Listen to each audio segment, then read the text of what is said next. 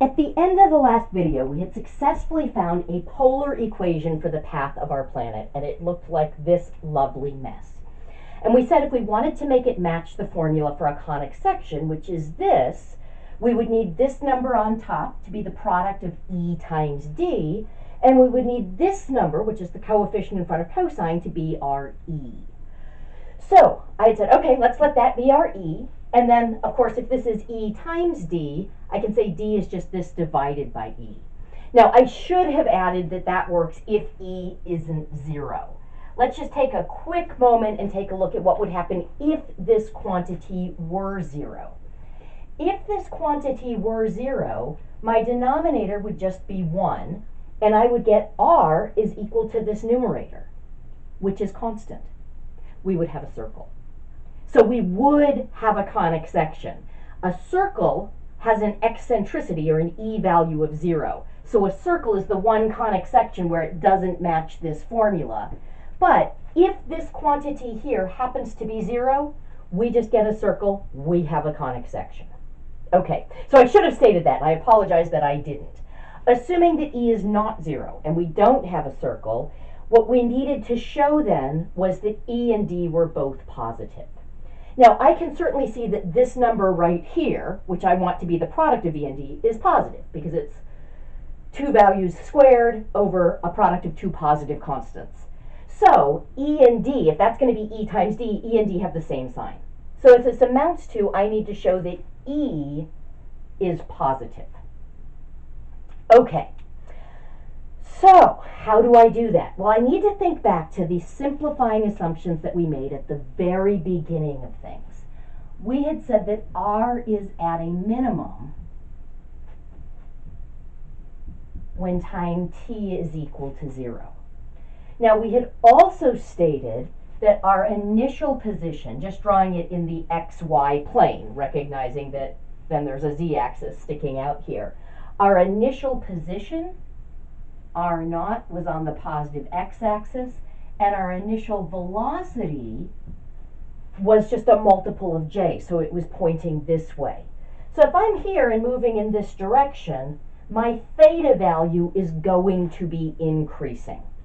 So d theta by dt is positive when t is equal to 0. And because we're dealing with continuous functions, that means it's going to be positive at 0 and very near 0. Okay, so I can suppose that this is positive, and I'm now looking at the fact that I'm going to have a min when t is equal to 0.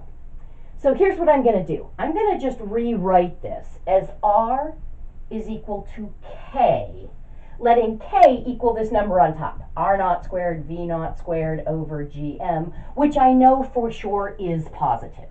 Okay, I know I want that to be the product of E and D, but I want to focus on the sign of E right now, over 1 plus E cosine theta. Just substituting in that I'm calling that E, and my goal is to show that E is positive. And I'm going to do that by using the fact that I know that R is at a minimum when time t is 0. And at time t equaling 0, theta, by the way, is also 0, because then we're on the x-axis, so the angle we're making with the positive x-axis is 0.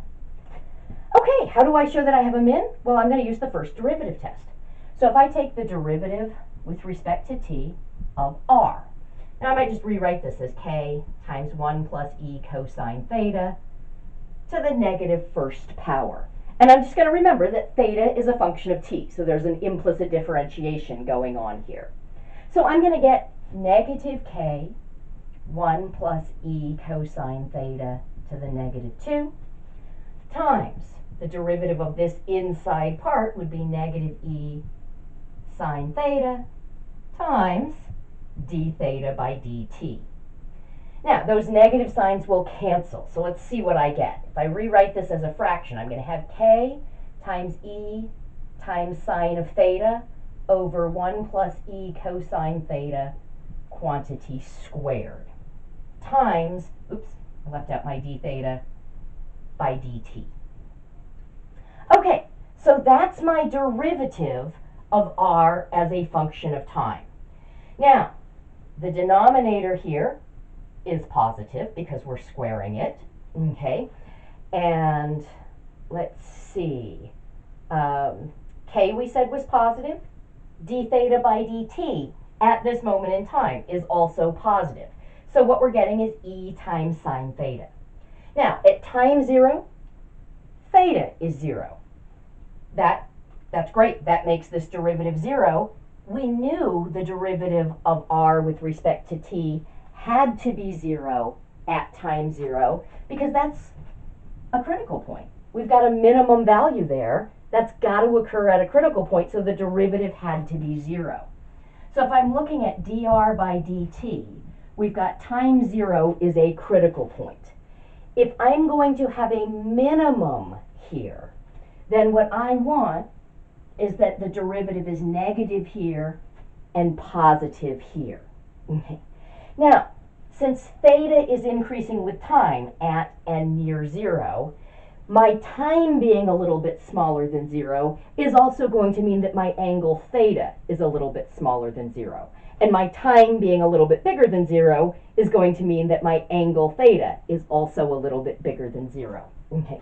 So even though I'm looking at the derivative with respect to time, at least at this point, theta is increasing with respect to time.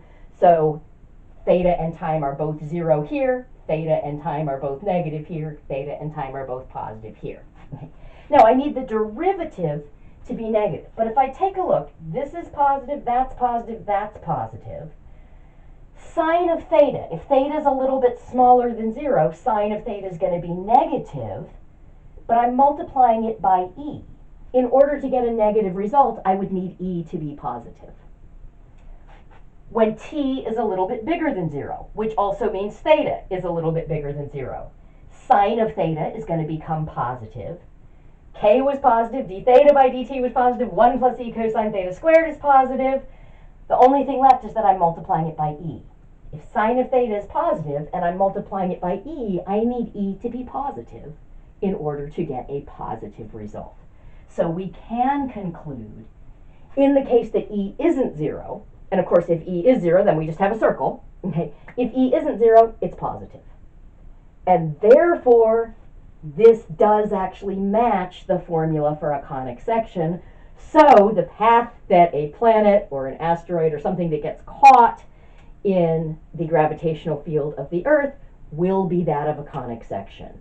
And then which type of conic section it is really depends on our initial conditions. But based on observation, we notice that we seem to have these things called seasons. So the most logical explanation is that the Earth is in an elliptical path about the sun. Very cool stuff. Not at all intuitive, but really interesting, I think, to see how all of the different pieces come together. And very interesting that we end up relying on something from first semester calculus, this first derivative test, in order to prove that E, our eccentricity, is positive. So, this was fun. Thanks for bearing with me through these videos. If you made it through to the end, good for you. This was a workout.